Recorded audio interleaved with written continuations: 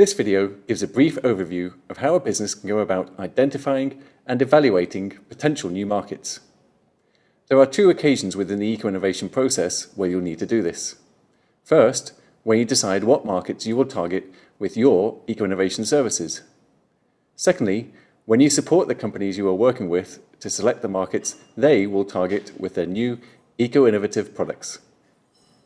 Choosing the wrong target markets can result in a lot of wasted time, effort, and money for you and the companies that you are working with.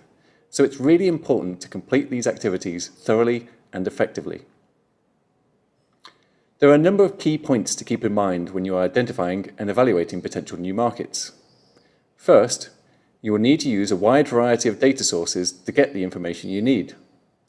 This may include formal sources of information, such as data published by your government, industry reports, public records of company accounts, and company websites.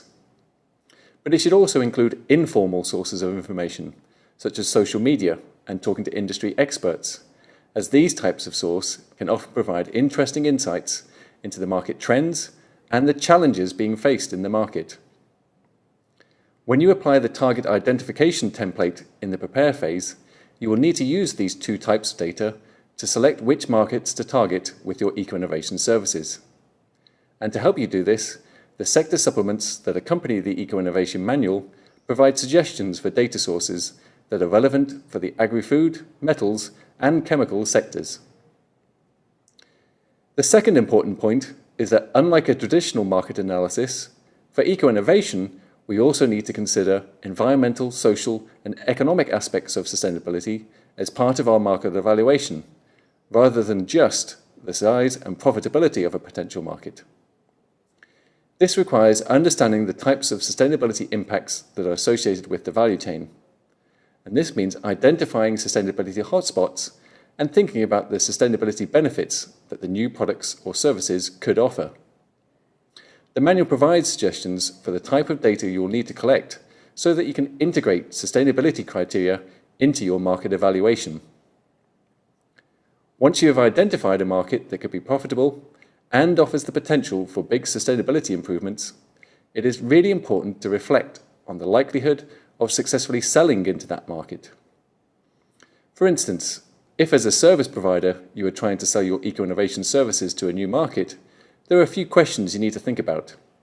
Do you have a good understanding of the technology deployed in that market? Do you have examples of successful projects that you have previously completed in that industry that could help you to gain credibility? Similarly, if a company that you are working with are thinking of launching a product into a new market, they will also need to answer some questions. Do they have an established brand that is recognized in the market? Do they have sales channels to access the markets? And do they have the necessary product certifications for that market?